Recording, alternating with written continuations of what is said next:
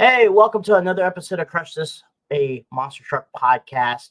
It's me, Dan Cheech, gosh, again. Brad Shaw's right now working up in Old Canada, and we'll try to get him on. We'll knock out some few episodes. Some of these episodes we're knocking out because of first quarter season and stuff like that. But for this episode, we are kind of presented by J Concepts, jconcepts.net.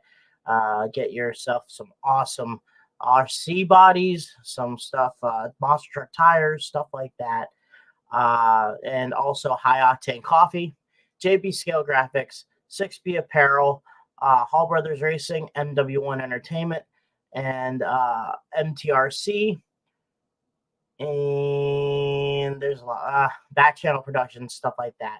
Once again, we'll give some shout out to Steve Jones and Monster Truck Attitude. And his Thursday Night Thunder downhill monster truck racing.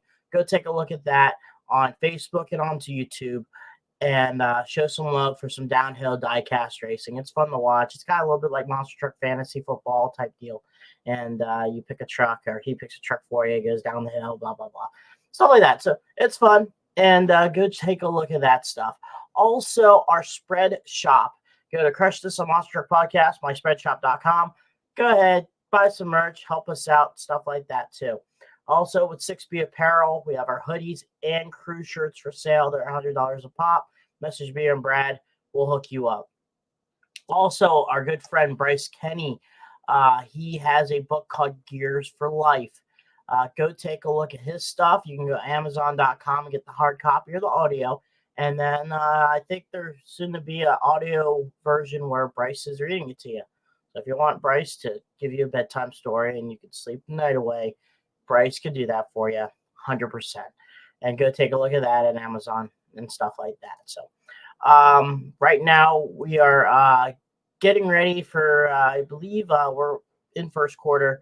So we're getting all that fun jazz stuff with that too, with our Monster Truck World.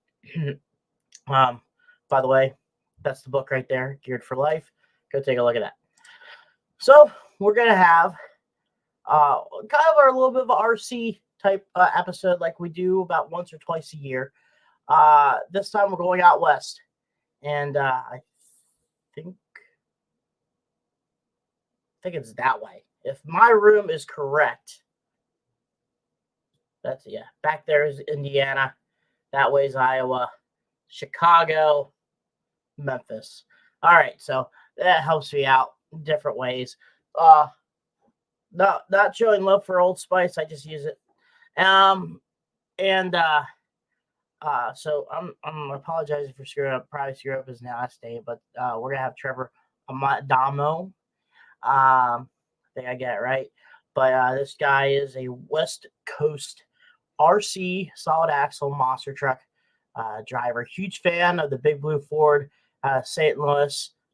Also, he's a cool friend, close friend, Donald up in Indio over there in the Titan world over there in the West Coast area too.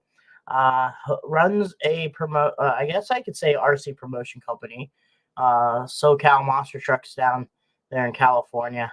And we'll talk to him and have some fun, guys. So let me thank some sponsors, and we'll have Trevor on here in a couple moments. So let's get going.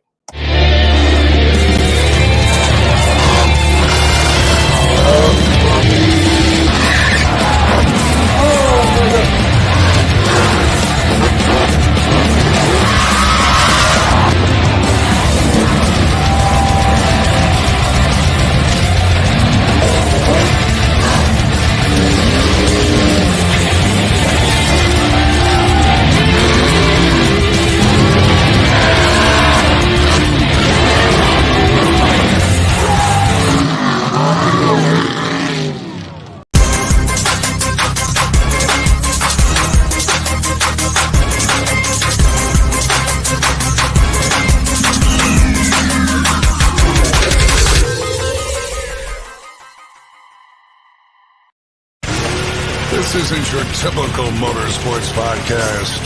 You're listening to Crush This, a monster truck podcast presented by High Octane Coffee and J Concepts. A show where we take you inside the minds of your favorite drivers, past and present, of the monster truck industry. And now, your hosts, Brad Shaw and Dan Cheech. Buckle in. The show starts now. And I can't get enough of hearing Mr. David Lee from the 1990s and 2000s that do all those commercials, doing the intro for our podcast, man. It's such an honor to have him doing that. It's pretty cool. But right now we have Mr. Trever Adamo. How you doing, sir? Doing good tonight. How about you? Oh, doing good. Also here, we normally start off like with a little bit of a timeline of being, we always have, no matter what spectrum of the monster truck world, you're always like a little bit of a fan to it. But we're going to get back, and you just recently got done with your SoCal season. Once again, I want to say thank you for inviting me to be one of your judges for the award ceremony. And I wanted to go back and ask you about the idea for that. You had a lot of people looking at some of the runs that you had. When I say you had, I mean as your group throughout the whole season. And how did that come about with behind the stories of, your a little bit of awards banquet? Last year, I may even have been previous, a few of the racers had mentioned that'd be kind of a neat thing to have some type of awards given out other than the trophies of the top three for freestyle racing and the retro class. And I sat there and thought about, it's like, okay, this year we'll do it. And I didn't want anyone that was part of the series to be voting. I figured, generally no one's going to be take favorites, but it's easier if you keep everything completely away, the people that are voting for the awards. So I determined there'd be 4 awards, which was the Extreme Air, Wheelie of the Year, Crash Madness, and Wow Factor. And that covers a big spectrum. And then after I decided on that, I set out to see who would be part of the judging panel. Took a little bit of thought, but I got Cody Saucier, as you know, Bari, which are both into RC, yourself, as I wanted to have some people from the World Monster Truck world involved in it too. And then I went to a few of my friends at Bigfoot. I got 3 of those guys, one's a girl, involved. So that gave us 6 people from the monster truck world. And then I figured once I did that, half the group, I wasn't sure how many we were going to end up. And I started asking people that have been around the RC monster truck stuff for a long time, that are more on the east side of the US. So they may have seen the videos, may not, but they're not going to be partial in any aspect. One person I did ask for one of the manufacturers that sponsored the race declined. He wanted to, but he just said it wasn't the right place for him. But we got you, which you covered both sides, Josh Zimmerman, Eric Crush, who's been a promoter of monster truck races, Kyle DeFelco, of course, one of the early days of having an RC monster truck series, Josh Rhodes, we all know him for freestyle for sure, and he's a racer too. That's very good, but no one can forget his name when it comes to freestyle. Brandon Scott used to be one of the chassis drivers for SoCal Monster Trucks, but he races with the Trigger Kings still here and there. Thought he would fit in. So everyone took it real serious, and it made it a lot of fun. I just went through and selected the videos throughout the year. Had one of our video guys put it together so I didn't have to do it, and then let you guys do your thing. And everyone felt that you guys were spot on every single one of them. I'm going to go back here and say 2 comments. That lady that drives through Bigfoot, I know her very well. I love her to death. Has to be the person with the fastest way of breaking LMT that I ever met. I think it was Darren telling me a story that she just drove the truck without like the 30 or 45 minutes of driving it, destroyed the front housing of the vehicle. So she, I think, has the record for that. And I am excited. Kind of a little bit of group chat, and I'm excited that my good friend, you'll get to see my good friend Isaac at one of the events that you're going to be taking part of, Ankrum, Yes. in our Trigger King has Josh's number in freestyle. If Yes. if you want to have it, if you really want to pee your pants, don't even watch his freestyle run. Watch his facial expressions.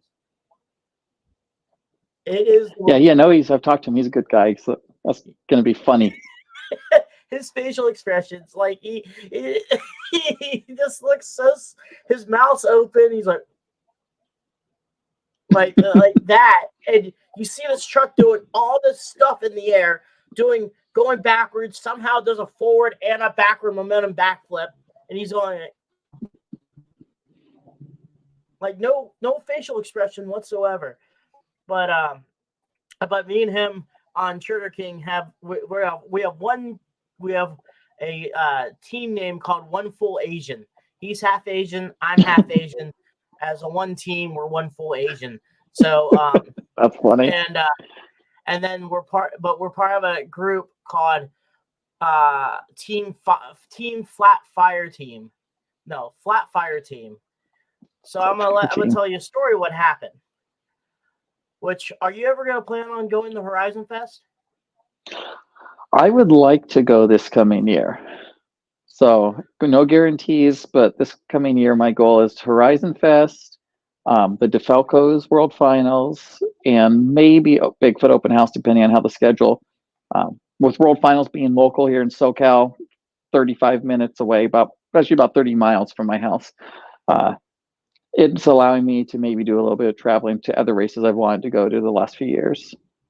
Oh yeah, I ever think all about the Hall of Fame and yeah, that's absolutely. That's another one I want to hit on one of these next couple of years.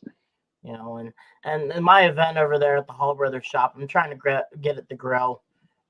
Yeah, that's another one. There's a lot of there's like 5 or 6 on the list.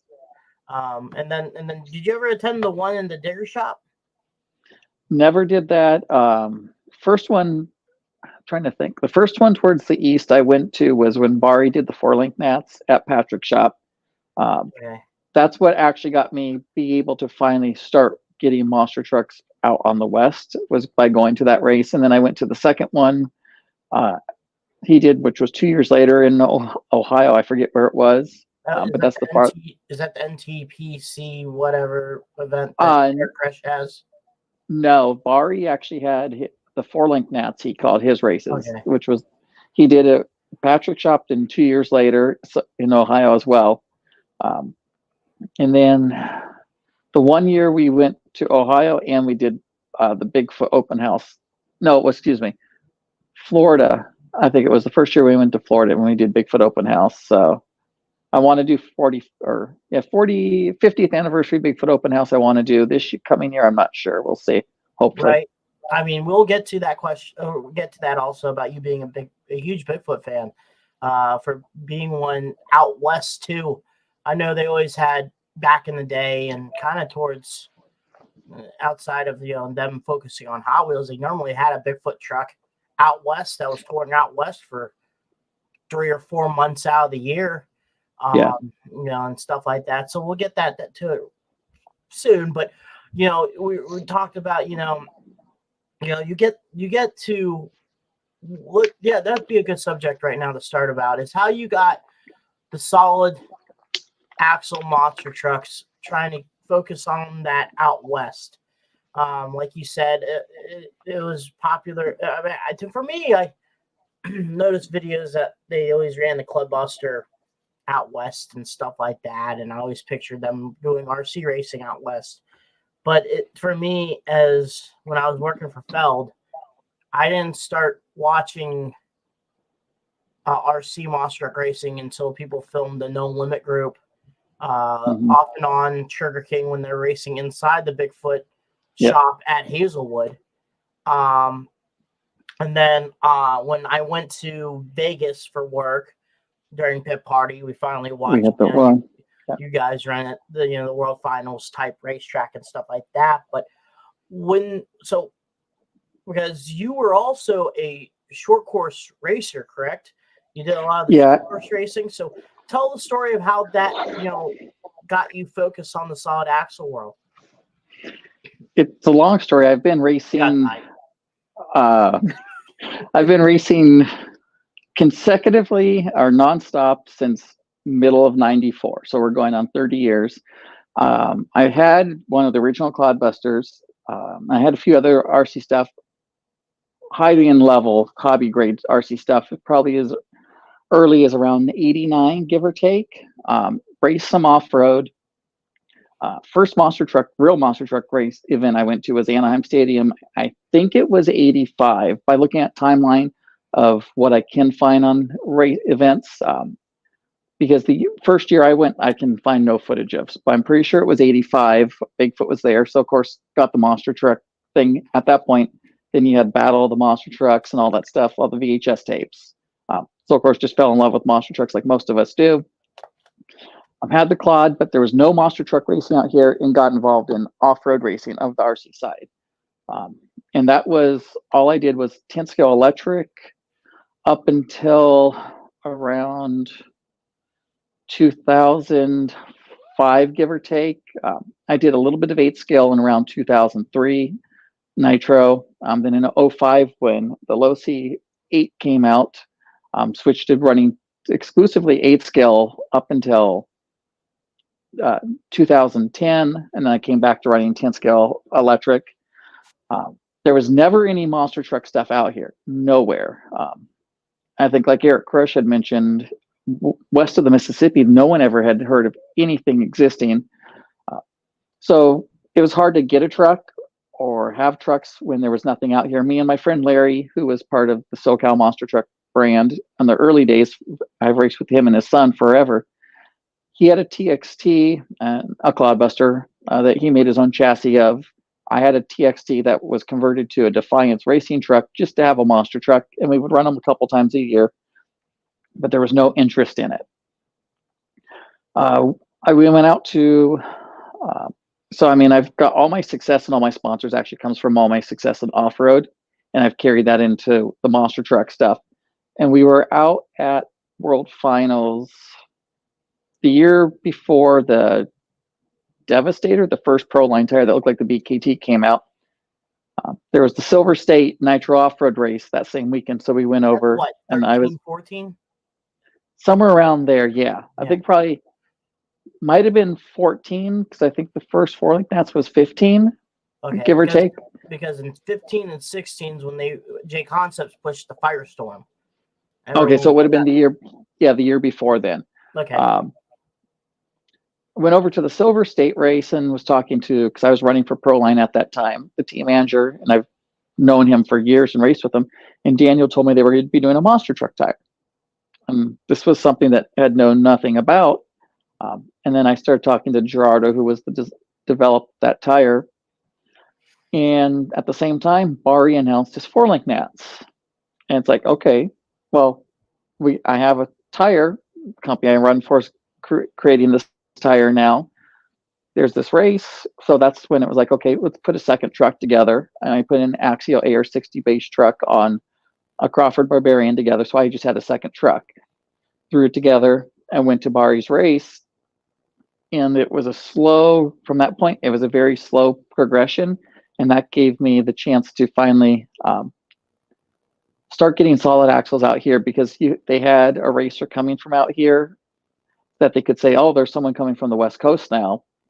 I came back, I designed the first Warpath, just because I wanted something different with my way from the both two trucks. About the Warpath idea. Like, and around that time, Axial was touching water with the SMT10. Obviously had Crawford with his stuff. Jason and Lonnie Childress had their chassis that they didn't really promote enough, but that chassis has been around since the mid-90s. People may not know about the Childress chassis truck, and then I think later on Bob Chandler Jr. Bob's was coming out with his Chaos and Havoc stuff. I think that was later on. So, the way the way it seems like that you took initiative on making your own style chassis. So, what got you committed on, I want to make my own style? Well, there was not a lot for the AR-60 based trucks. I like the shaft trucks over the quad. Obviously, they're more simple to work on. And they're a little bit more realistic, obviously, too. Going to Barry's race, so I did the Barbarian, but I made changes on it and mounted the shocks on the links and in the actually had to drill holes on the chassis to get them where I wanted based off of my TXT, which I had just played, being a racer from off-road.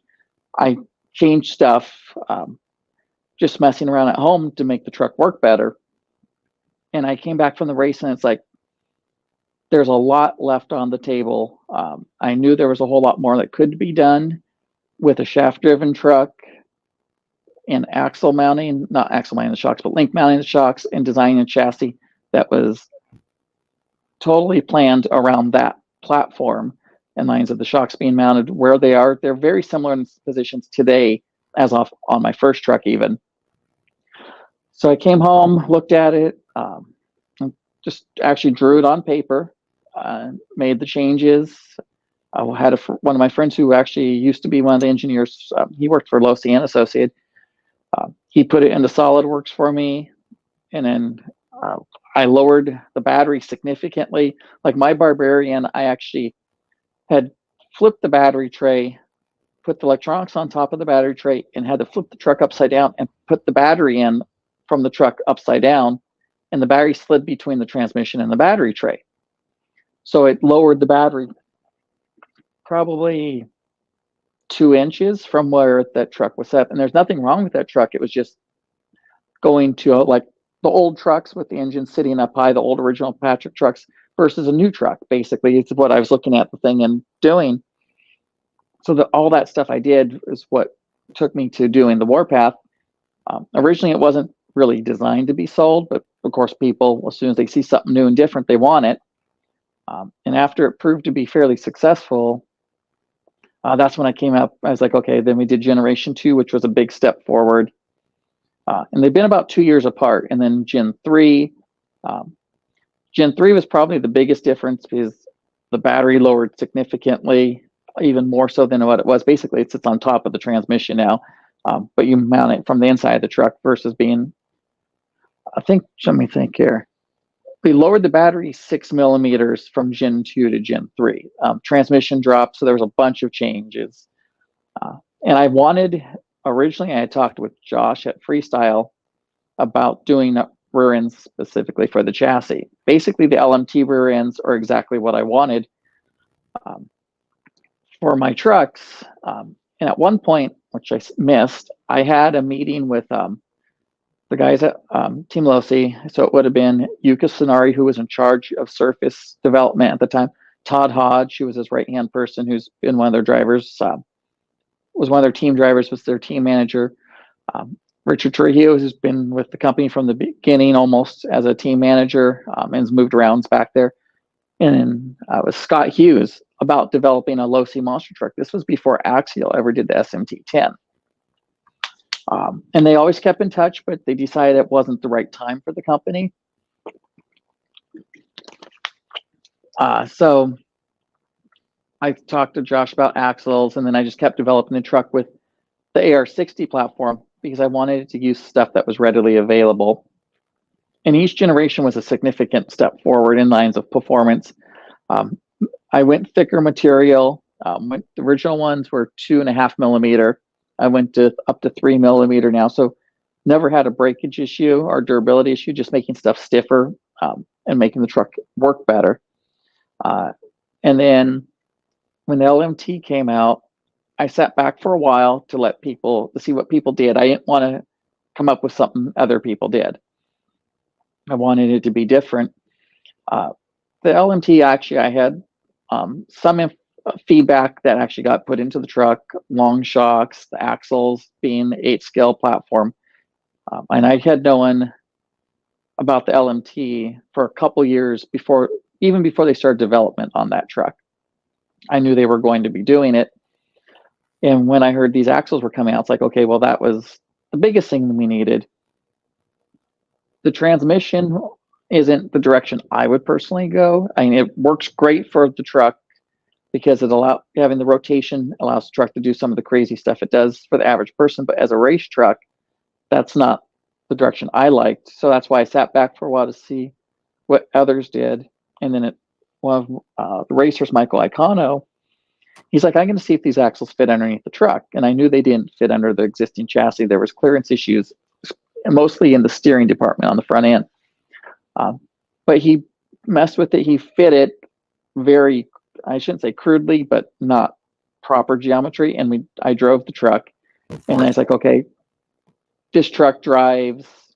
It does the things I want it to do, but it needs to be right because the rear end's obviously having a diff that works with being fluid filled and not leaking out, even if you fill it with fluid.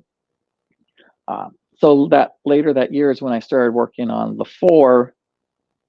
A lot of the 3 still in the chassis of the 4, but everything on the 4 has been developed for the LMT axles. It continually impresses me. I'm a fairly decent driver, and I have not found the limits of the truck yet, which is kind of neat because it allows me to keep pushing. Mostly, I should say, on the racing side. On freestyle, it sucks, at least the way mine works, it sucks everything up so well, the way my trucks are set up. It's hard to make the truck look impressive unless you really know what you're looking at. Well, I tell you what, you got Josh Rhodes' eyes on that number 4. He's driving that Gravedigger like it's a bat out of hell. And yeah. We're transferring over to it. You know, you have your. I am very impressed though of how you got the West Coast going with your, SoCal, and then I think Jeremy Bunning has the North up there that you started with, Jacob Smallwood and all those guys. Yeah, I missed that part even, which I'm sorry. And the idea behind the chassis stuff was also to get people's interest on all the groups on Facebook, and hopefully get something going out here. And there was someone from Central California that just announced they were going to do some race at Hobbytown. Because I had Michael Icano local, Jessica Dill, Chris Rabali, which is Michael Letcher's cousin. So and a few of their other family members that were all local. But it was hard to get everyone to come out together. And for some reason, this race, I forget the guys that put it on. And it was a track that was probably 15 foot by 15 foot. They all went up there, and I went there too. And basically, it allowed us. It was in a small back room in a Hobbytown, and I got to meet them because I didn't want to put all the money into jumps and arrange with a track shutting down or allowing us to come out if I had no one that was going to come out, because it hadn't existed around here. So it was really hard to pitch that in to go in all in if you can't get people to come out. And after that, they all decided that they would come out and race. We had one race in the summer at Hot Rod Hobbies. It was very hot. And then the first official race under the series name would have been the winter finals. And I forget which year it was, because I think we're on the 6th or 7th year this year. I think it was the 6th year of the winter finals. And the following year of winter finals, because it's always been the first Saturday in December, we started the series. So yeah, you start growing the group and stuff like that, and now, like I said, you have kind of now 2 groups going on out in California. Yes. Which is really exciting. But that also brings up to racing in the World Finals for Monster Jam. The RC World Finals is going on during Pit Party, but it already brings everyone around the United States. And for you, being a West Coast racer, and you get invited to the World Finals, for you as a racer, do you kind of, what's this word I'm trying to think of, trying to help out, you put yourself against different racers on, for you going, okay, how to better myself or what I can do goal-wise as a driver? There's a lot to it. World Finals was actually talked about. I'm trying to think. I think it was the second four-link nationals. We went to dinner with Bari and Tad and Eric Crush and Clyde, which of course a lot of those names are part of it. Been part of the Monster Jam World Finals RC portion, and Bari had talked about wanting to do that. And I think, and at that time, me and Larry were there. And I told him, I go, we're definitely down for it. We already were going to World Finals. My dad, Larry, would go with us. And it had been going since like '05. I go, we're going anyways, so we'll definitely do it.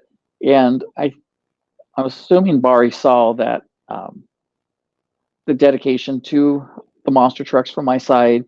I was good with explaining things to people, which is part of what you have to be involved in that. And he said, okay, for sure. And he put together the group for the first World Finals, which was on, actually, the whole track was dirt the first year, jumps and all. Going into the first World Finals, it actually is when the first race for the Warpath chassis, the first generation, I got them, I think mid-February it was, and World Finals was mid-March. So there was no real time other than to get the trucks together, make sure they work, and go race them. From all my off-road side of stuff, I basically just concentrate on making sure my equipment is mechanically sound and 100%, and I don't so much worry about the other racers. I'm trying to think how to word it and sound properly, but my off-road side. Just on your own race. Yeah. And the reason is from the off-road side, I've raced with the world's best drivers basically from the beginning of my racing career. Like Brian Kenwald, which obviously 30-something time national champion, 2-time world champion, Ryan Cavallari, four-time world champion. He's got like 40 national championships. And actually, he came in after me. So these are people that I've raced with my whole off-road career. And I've raced head-to-head with at times. I've beat them. And they beat me. I just wasn't in the situation where I could be at the track as much as some of the others. There's a lot of variables, like for anyone, that how much you can be at the track or why this person's sponsored or what have you. But I had support of the company. So racing against the best in the world, that does, when you go to another race, you're just going to another race. You concentrate on your equipment and you run your race. Especially with solid axle being, it's a little bit different. You're not running a 5-minute race or an hour-long race if it's a 8-scale nitro race. That's the only thing that makes it a little bit more intense is if you make a slight bobble that costs you a half a second and you are a second in front of someone that much faster, which would be a huge gap as short as our races are, all of a sudden now that's a side-by-side race at the finish line. So you just have to pay attention to what you're doing and not worry about the other person, because anytime someone's at the starting line, it can go either way. It's racing. It's unpredictable. You never know what's going to happen. So if you're worrying about the other person, it's too late. And you're going to get yourself in trouble. I don't generally, you see the truck there, it doesn't bother me. And you just go out and do what you can and have fun. That's the biggest thing. And that's a lot of things a lot of people need to know about is just have fun with these solid axle trucks. They're a blast to drive around and stuff like that. And, we'll go ahead and, outside of you as I was a big Bigfoot fan, the other one's Jason Rona. Yes. He's a huge Bigfoot fan too. That'd be cool seeing you two line up. Have you guys lined up before? Yeah, it's pretty funny. Like Jason, when I actually built him his first axial truck. It's on one of the trucks he used for the ads. And then he saw the Proline tires at Surf City Classic, which was a race at OCRC in Huntington Beach, before he started developing his tire and wheel. And we were talking, and we've raced together for years and years. But that really changed things. We finally got to race we actually didn't race head to head, but the first World Finals in Florida.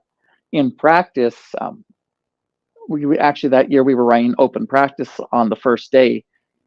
I was up there running laps. He pulled up. He went on the driver's stand on the other side. He's like, "Okay, let's do this now." So we ran a bunch of races. I think in practice I kind of had his number, but they went back and forth. But I got the more wins in that one. But it's fun anytime. And he hasn't made it back since, which has been a bummer because the following year was going to be COVID. And it's the COVID year. He was planning to go. And I had gone completely through my trucks and they were updated, and he knew I was ready to rock that year. The first year in Florida, I had a little bad luck. I got the bad lane that had a rut in it in the semifinal, racing against Sonny Santucci, who's super fast. We into the corner, the truck hopped a little bit, and the rear end tried to rotate a little bit too early. And of course, someone that fast, it was over. But we did a showdown race that year. I did win showdown. The previous 2 years previously, I swept in Vegas on the racing side, tied in freestyle. So I've been trying to get Jason to come back out here so we can at least maybe at winter finals, so we can go head to head again. But I think, yeah, there's always open house. That's one of the ones I'm thinking. I know we would have a good time because I know his trucks are super good. And he supports me tremendously, which is awesome. He actually tried to get me to come over before I did, but I had to stay with Proline for a certain time because I felt what was right, and he understood. And then we switched over, and it's been fantastic ever since because monster trucks are my main priority now over off-road. And it's been a great, I don't know the word I'm trying to look to get exactly, but it's two sides together has been fantastic running for J Concepts. Great opportunity, yeah, for both sides of it. So now we just need a race. Yeah. Versus each other. The winner gets a number one Bigfoot foam finger. Yeah, there you go. I like that. But straight line or turning courses though. There's the. Yeah, keeping it. You guys have to do a trifecta 2 out of 3. So I like that. You know, you and your. I think that's Bigfoot. You got Bigfoot 6 retro. Is it 7 or 6? I actually have 6. My first retro came from Jamie Grun, which was 6, but the one I'm running that's on the regulator, I gave it designation as Bigfoot 7. Okay, so 7, and then you have to face Jason and his little Bigfoot 4, and then you know, do you guys do a sport mod division? No sport mod. We just do the retros and the pro mod trucks. So if you did build a sport mod, which Midwest and East, we kind of focus on the mid-90s, early 90s Penda type deal. And I can, you throw in the Wildfoot body versus Jason's, Bigfoot 10. Then there you go. Mod. You gotta go with, your Bigfoot against Jason's Bigfoot, 2 out of 3 fall rules. That'd be fun. And then you have to take it to on top of the Pacific building, and then you guys have to sumo. That works. That'd be entertaining. That'd be awesome. Playing some dramatic, rocky music, and you guys sweating like her. But the open house is also a great opportunity, and yes. Thanks to Bob and them from Church and to run it in general and stuff like that. We are going to bridge over to Bigfoot. For being an RC racer and a monster truck fan, like I said, with Jason also being a big Bigfoot fan, the person I think about when you talk about the two bridges is you and Jason. Another guy that is a huge fan of, monster trucks, so Pacific monster truck that's not Bigfoot, like Gravedigger, Josh Rhodes, stuff like that when you picture that. But, like you said, you've seen like 85. So Anaheim was always a hot ticket for Bigfoot. That was a big market back then for the United States hot rod. You would normally see, like in the late 80s, Bigfoot 4 would go and like 85, 86, would do a car crash or something like that, then the truck will leave. Folks may not know that monster truck shows back then was not like it is today. They would normally start at 5 in the afternoon and may end at midnight. Not at 7 and then at 9. So No. 5 to 10 or 5 to 12, Bigfoot at the beginning would run, and it would take that long for them to put the 10-foot tall tires. I think at the end of the program, kind of towards 11 or something night, Bigfoot 4 would come out with the 10-foot tall tires and do whatever they ask it to do. But that's before Bigfoot 5 was built, making it its own independent truck. But you have Anaheim as one of the top venues to do monster truck racing, where they would start at the baseball diamond of home plate, go across the area north, and then go through the middle of the car and go back around. Or you have pulling where both Bigfoot and Big Boss, not Big Boss, the Budweiser The Bud Boss. would pull the sled around the stadium. So and then you were pretty close. You were definitely close to Golden State Promotions. Building monster trucks left and right. Famous Skull Bandit, AMPM Rocket, Boss, Ecology Eliminator. Just in general, a hotbed for monster trucks. But you were a diehard Bigfoot fan, and the love that you have for the Bigfoot truck, for being out west, for you, focusing on the Big Blue Ford, some of your RC trucks are based off of it too. And was it for you a little bit difficult trying to get merchandise, being a fan in general, or was it pretty easy? I mean, I know they always had sometimes 1 or 2 trucks there that stayed out west, but they in the early days, a lot of it mostly we saw was just Anaheim, like you said. I remember seeing like 8 for the first time. No one knew what it was because it had the standard blue body with the roll bar and all that. And back then they sold Bigfoot merchandise at Anaheim at the concession stand, so you could get shirts, hats, and all that stuff. So that stuff was easy back then on that side of it. And if they were anywhere else local, you really didn't hear about it unless you saw an ad on TV, because that's before obviously internet and social media and all that stuff, to where you knew their schedule. There's a few other people I met before. I'm trying to think if Rodney, like I've met Andy, met Jim. Those are the 2 for sure. I don't know if I had met Gene at Anaheim. I'm thinking drivers I met actually at the stadium that were Bigfoot drivers. Those would be the main 2. Eric Meager, one year, it was Eric and Dan were both there. So it was Snakebite and Bigfoot. The one in Los Angeles, where it was a downpour at the Coliseum? No, that year was the year Anaheim Stadium was getting renovated, if I'm correct. So they didn't race in Anaheim. And that area in LA, there's times where it had not been, it's not the greatest area anyways, but it was really bad. So family didn't want to go. So we didn't actually make that one. Gotcha. That was one of the few years. So you figure 37 years of going to Anaheim, give or take. I'm 43, and 5. I may not even have been 5. It may have been 85. So I was 4 years old the first time going to Anaheim. I've been to every other, like San Diego, Selena. No. California has always been a hotbed of monster trucks. Yeah, it's a lot more than most people realize. We just did Anaheim for a long time because it was local. Didn't even know they went down to San Diego in those days. Man, that is crazy. Now, how did you get a little bit connected with Donald? I had talked to Donald most World Finals, obviously, because that truck always runs so good at Anaheim, and it's a super good looking truck. We talked to him during the pit party. He was just a super nice person.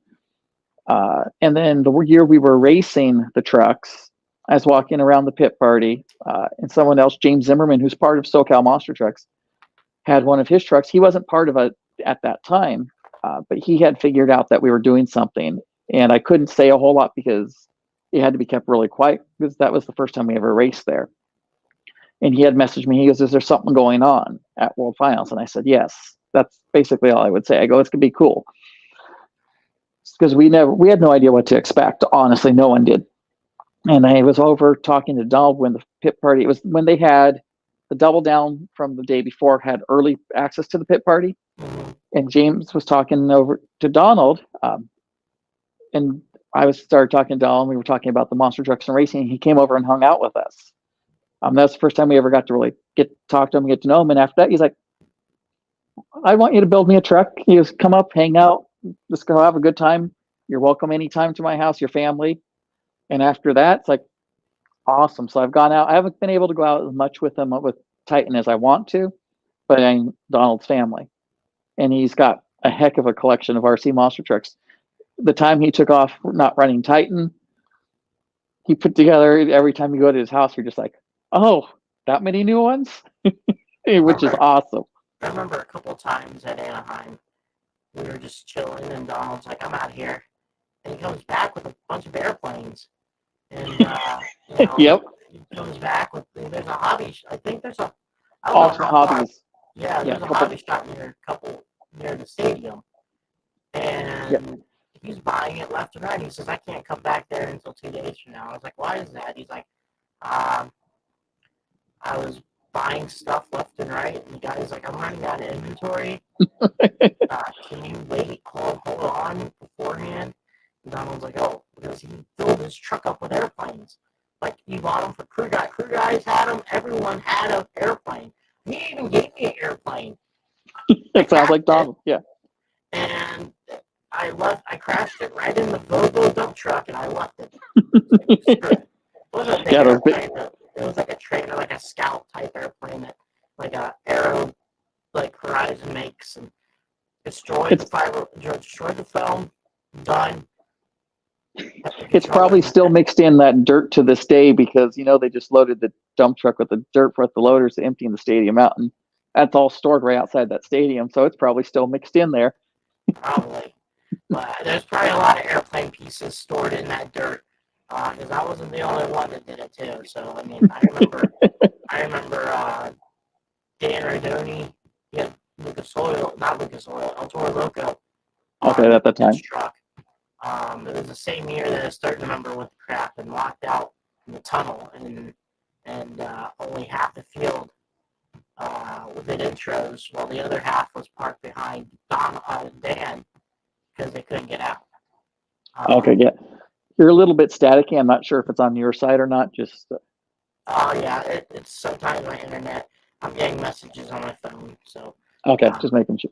But man, it's pretty cool. Thank you for being on. We have a lot more to talk about. Man, I may do a roundtable meeting for the upcoming event and for the World Finals. That'd be cool. May. I think that'd be really neat. Bring up a couple drivers, maybe have you, Josh, and Dan.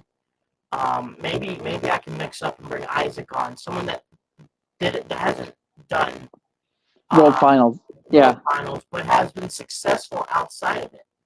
Yeah, because there's been an interesting turnover.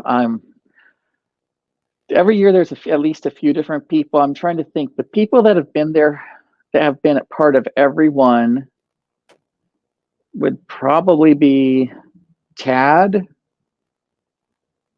myself, because I don't, would be Clyde. Clyde missed a little bit of the 1 year in Florida because he got sick, but Clyde's been part of it all.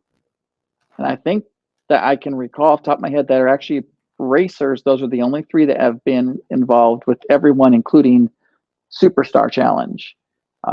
There's other people that have gone 1 year they were there, or 2 years they were there, then they couldn't make a year, and then they came back type thing, or they couldn't travel. I mean, there's a lot of variables, obviously, with the cost of going to those events and so forth. But I'm fortunate enough to be one of the few that have, and it's always cool to see more people get the opportunity to be part of it because it's such a big thing, and it can be made into something fantastic. LoC sponsoring Monster Jam now, and they're part of this event that no one ever expected something like that to happen.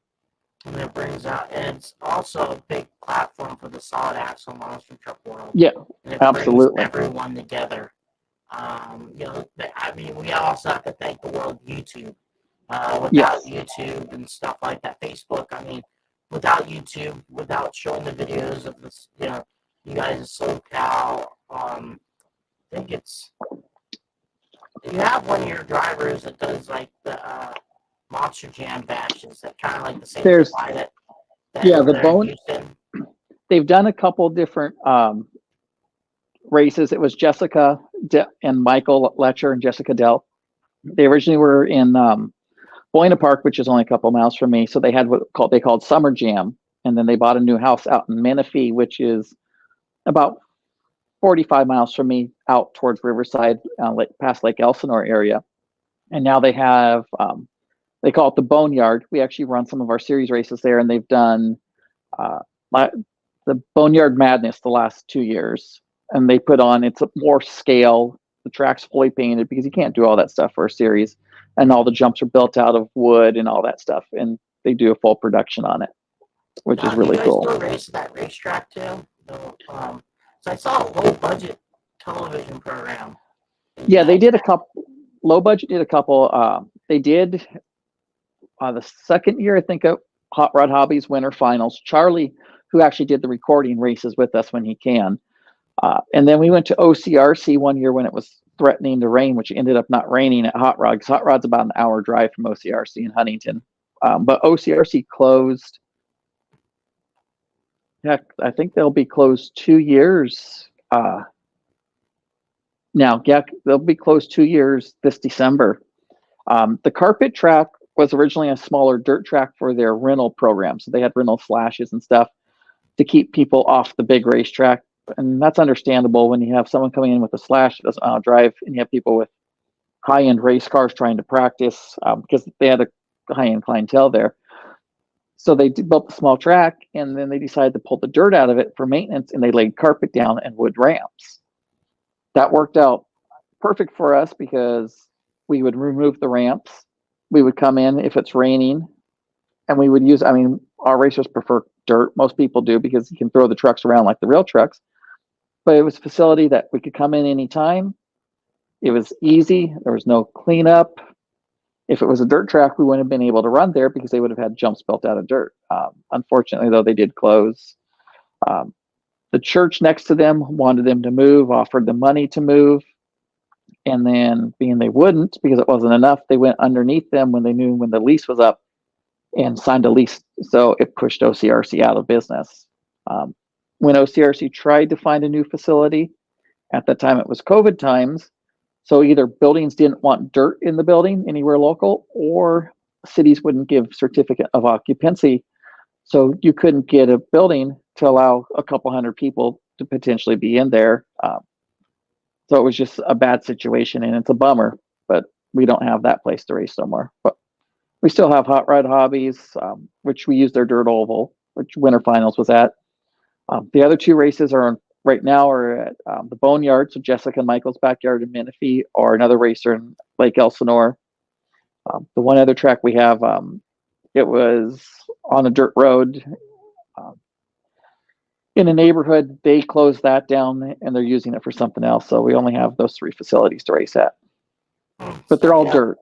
Yeah, so you have places to go. We over here at Church, yeah, we just have that John Arnold JV Scale Graphics track, but but in the wintertime we have Isaac's running a show in Peoria, and then Jason and Lonnie Childress has a track in Sullivan, which is about 45 minutes west of St. Louis.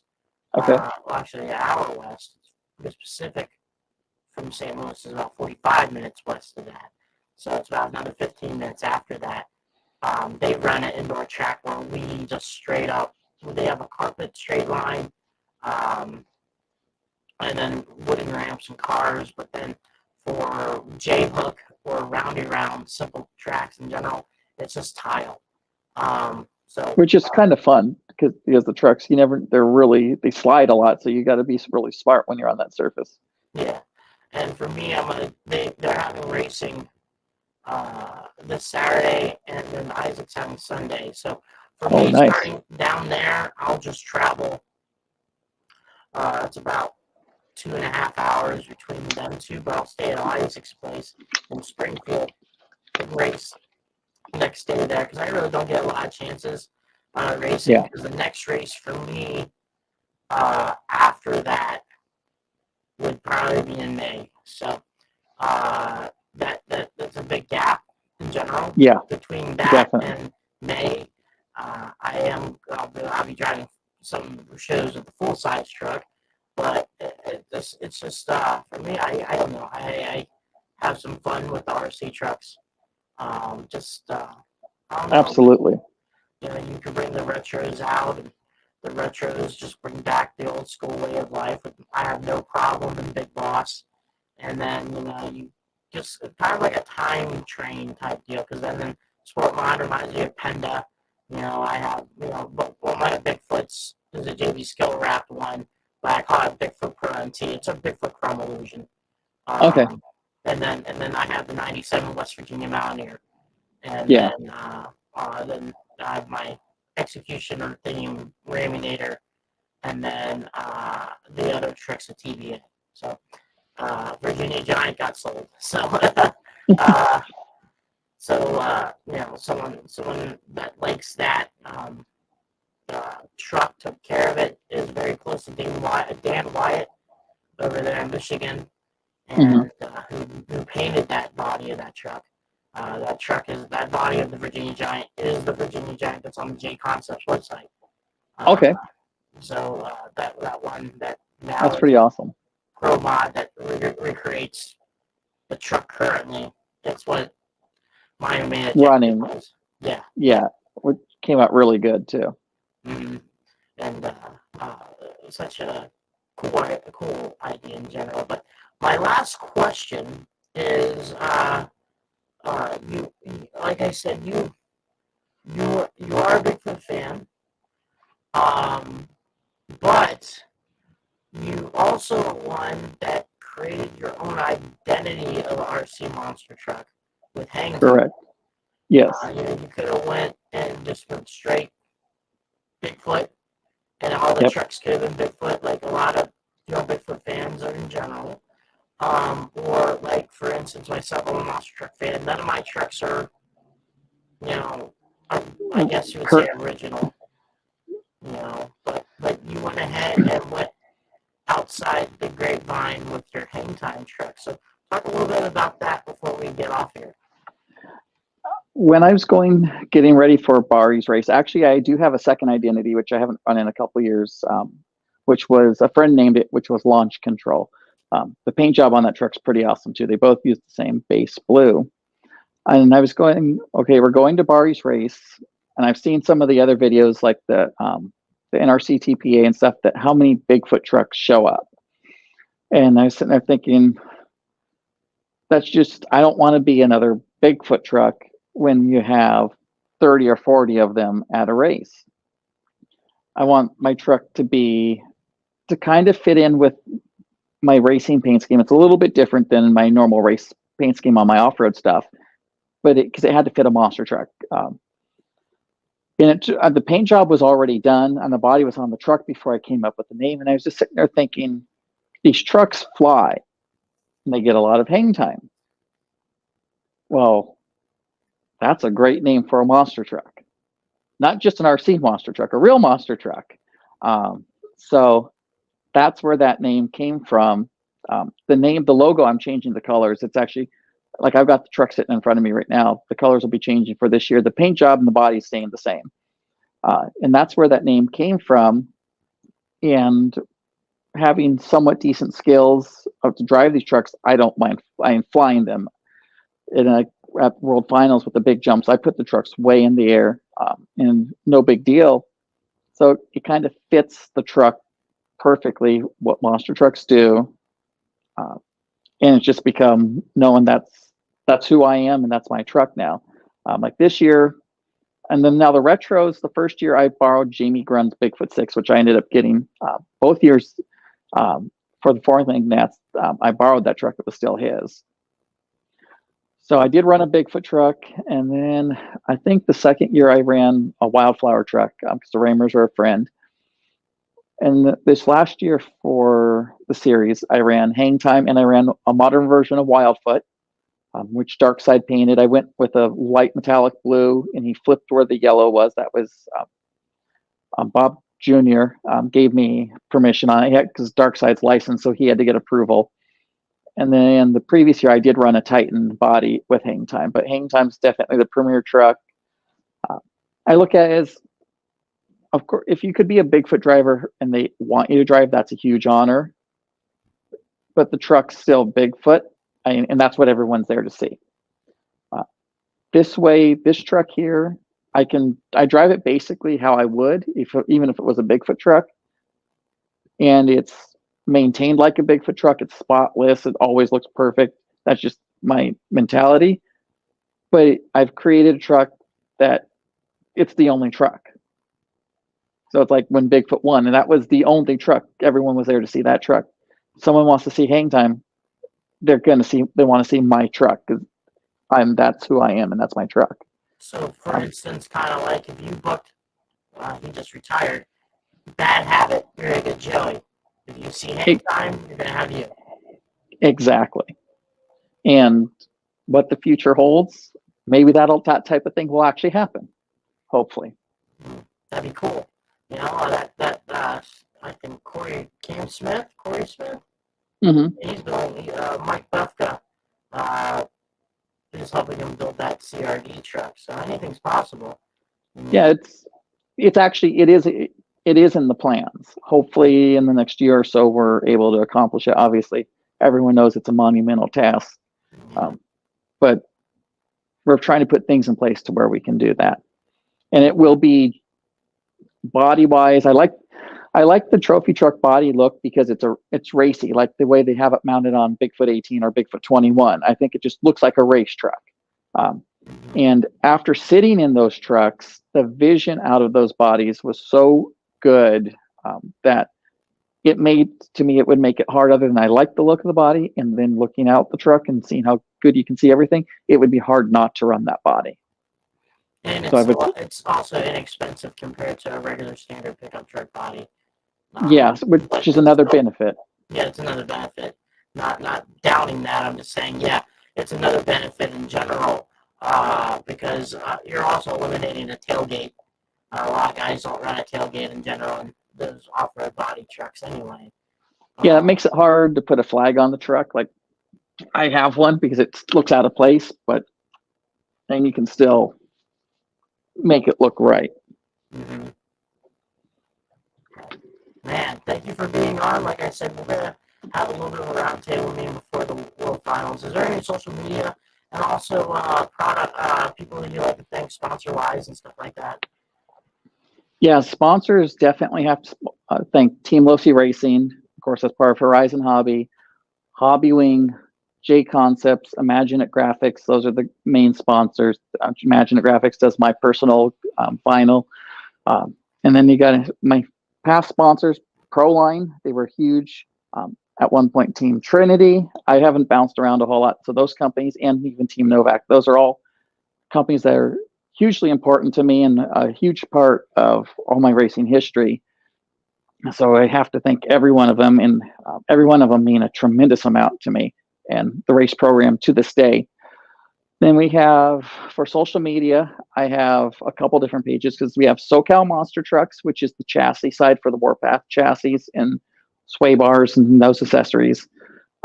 Instagram, it's only SoCal Monster Trucks. That covers both the racing series and the chassis.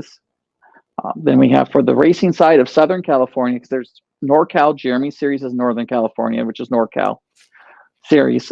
There's SoCal RC Monster Truck Racing Series, which that's on Facebook. That's our series down in SoCal. I actually have on Facebook, there is a Hang Time Monster Truck page, which is for the truck. Obviously, you saw the drawing Michael Arndt did, which is on there.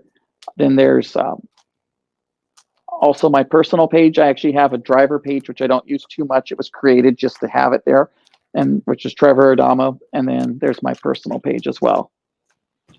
Man, that's a lot of information right there. Yeah, I got a lot going on because I take care of like all the series. I take care of all the ramps. I paint the ramps. The trailer that I travel in, me and my dad have a drag car, 41 wheelies, blowing gas, are blowing on alcohol, but it's basically a nostalgic gasser car, but it's modern. So we have a special trailer for our equipment, that's where all the RC racing stuff for the ramps and stuff for the series. So I transport the trailer. I've got a lot going on. It's plus normal job, like all of us. I hear you. Man, thank you so much for being on. It was a pleasure. Still a lot to talk about, but we have a lot of, like the famous going, we have a 15 pounds of crap in a 5-pound bag. And that's the time is very, very small, you know what I mean? But yeah, I'm always happy anytime. Anyone ever has any questions about the RC monster trucks, message me. I generally get back pretty quick, but I will respond. I'm more than happy to help, whether it's setup, part selection, anything. Don't ever hesitate. I'm always happy to be there for anyone that needs any support.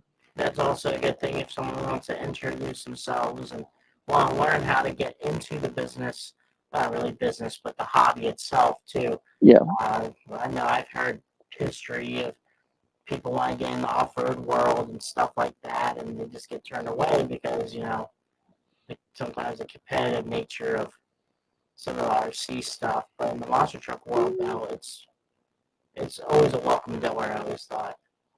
Yeah, it's an interesting situation when you're getting involved with any type of racing. That's when you put the word racing in it, it makes stuff more complex right away. And I try to be the one person that, and if you're at a race and you're busy, sometimes I can understand why someone doesn't have a little bit of time to talk, but I always try to make sure I address everyone the best I can. Man. Well, thank you, Trevor. Thank you so much for being on. And once again, folks, I will give you a TBA on who will be here next week. And also want to thank everyone that's being on there. And this episode will be on iTunes and Spotify. So I will give that to Trevor and let him know, post that too on the audio files and stuff like that. So once again, thank you for having me. Thank you. Thank you for being on. It's always a blast letting people know about, all sorts of the monster truck world, including RC, 1/10 scale, all the way to the 1 scale, learning about, promotions and all that stuff. So absolutely. Once again, thank you so much for being on. And once again, guys, Brad always says, check up on your fellow people, check up on your friends, family, stuff like that. Just never know what goes on. So absolutely. And also for Matt Schultz, also a fellow RC racer, try to donate blood.